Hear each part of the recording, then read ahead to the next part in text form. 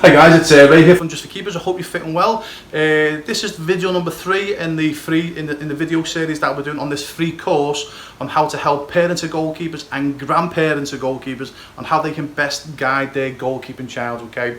Now in this video, video number 3, we're going to be teaching you guys how to help your goalkeeping child deal with egotistical coaches. Okay, yeah. Now I'm not going to be speaking about good coaches, okay, because like in anything in life there's good and there's bad, and there's an awful lot of fantastic coaches out there that are doing the right thing, so there's nothing for me to say about those coaches because they'll be doing the right thing anyway for your goalkeeping child. Well, let's just say there's a few coaches out there that are not doing it right. Okay, yeah. Now the first thing you've got to do as a parent or a grandparent is realise that they're not doing it deliberately. I honestly believe even the egotistical coaches or the bad coaches, they don't deliberately become a coach to become a bad coach. They were probably taught wrong themselves, okay, yeah. So the first thing you got to do is realise that most egotistical coaches are doing it out of ignorance, okay, yeah, because they just don't know any better.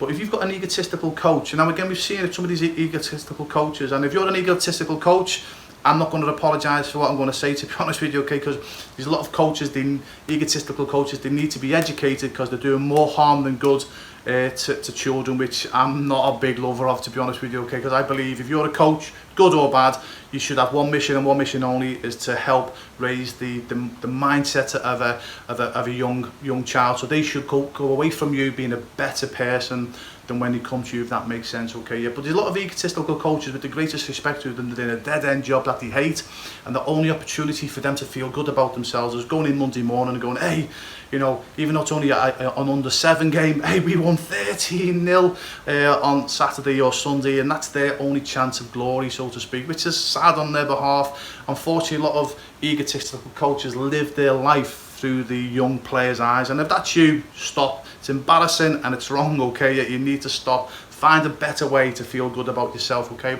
So how can you deal with an egotistical coach as you're a parent or a grandparent, because it is very difficult. The first thing you've got to try to do, especially if an egotistical coach is blaming your goalkeeping child for everything, or if the goals are going in and the players and the parents are shouting abuse or nonsense at your goalkeeping child, and the coach is doing nothing about it or saying nothing, and the chances are the reason why they're not saying anything about it because they don't know the answer. So you've got to realise most coaches, 95% of coaches don't understand goalkeeping themselves. Unless they've played in goal consistently, I'm telling you now, they don't know nothing about goalkeeping. And I don't care if they say, hey, you know, I've not played in goal, but I've took my level 1 or my level 2. I know everything about goalkeeping now. No, you don't, okay? Unless you've not played, you've got to have played in goal consistently to have any idea of the empathy that your goalkeepers are going through, okay? So, again, for whatever reason, if you've got an egotistical coach, try to speak to them, okay? Now, I know you might say, oh, Ray, no, we've tried, okay, but try to speak to them. Take them to one side. Try not to speak to them while they're shouting, etc., because obviously they're like a peacock, the feathers are out, and they'll see that as a challenge, okay? So go and try and have a quiet word. And as a parent, I know it's difficult, okay, because obviously if someone's shouting abuse at your child as a coach who shouldn't be, or we're still allowing the players or the parents are not doing anything, I know as a parent it is natural to want to defend your child. I have done that in the past.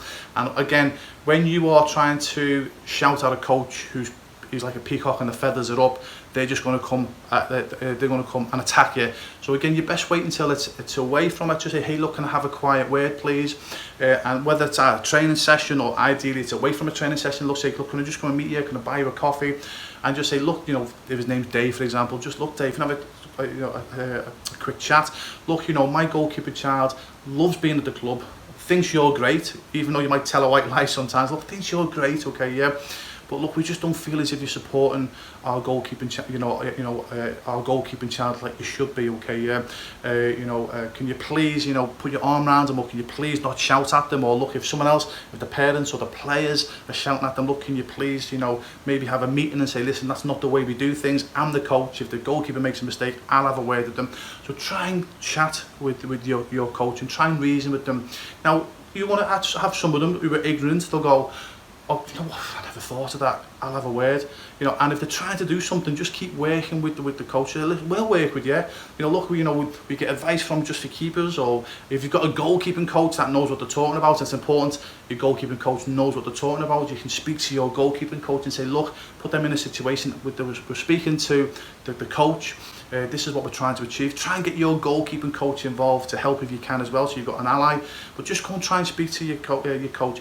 And for the most part, coaches that want to do the right things will go, you know, I never even realised. Even though they're egotistical, okay, they go, never even realised that. Look, I'll try the best to help your goalkeeping child.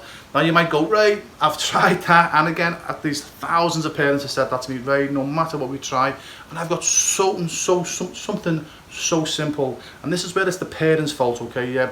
If you go and do the right thing and your egotistical coach is not listening, the best thing you can do is leave the club. That's it.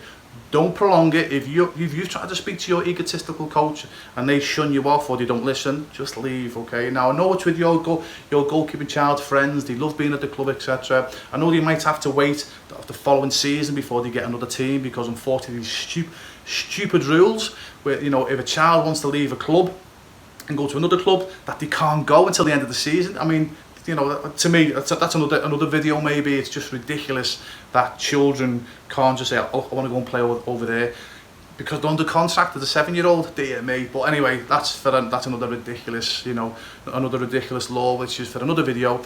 But just leave, honestly. There's some coaches you cannot speak to, okay, yeah, and that's where as a parent or a grandparent, you've got to take responsibility. You've got to say, you know what, my son or my daughter, they're only 7, 8, 9, 10, 11, 12. We don't need to put up with this idiot, okay, yeah? We've tried our best, we've tried to reason with him or her, let's just go somewhere else. Just don't go, okay, yeah? Don't put your child in that environment, okay, yeah? Your goalkeeping child in that environment where they're going to get abuse, because that'll be then your fault, okay? You've tried to do the right thing, okay, yeah? If the coach listens, great, work with them. They're not, again, and if they make a mistake a few weeks down the line, don't jump down their throat. If they're trying the best, just work with them. It might not happen overnight, but if they're like, nah, they've got the sunglasses on, nope, and you're still getting that attitude from them, just say, okay, fine, not a problem, just leave. Me personally, I would leave. There's no egotistical coach that I would allow my children to keep putting in front of, just keep sending to every single week, just so they can play football or soccer, okay, yeah, just get them out, get them away from that environment, get them away from that egotistical coach, okay, yeah, and just find an environment where the coach, even if the team is not as good, okay, yeah, but the coach is there for the children, there to work and help your goalkeeping child. You're better being in a team where they're not winning every single week, but the coach or the coaches are doing it for the right reasons for the children, okay, yeah. So I hope that helps. I've gone on a bit longer than what I should have done, but as you can get, I've got a passion for this, especially helping, obviously protecting the mindset of goalkeeping children, okay. So as a parent or a grandparent, I hope that helps. So if it has helped you, please share this on your social media, because the more parents of goalkeepers and grandparents of goalkeepers we can help, the better. Okay, so have a good day, good night wherever you are. All the best.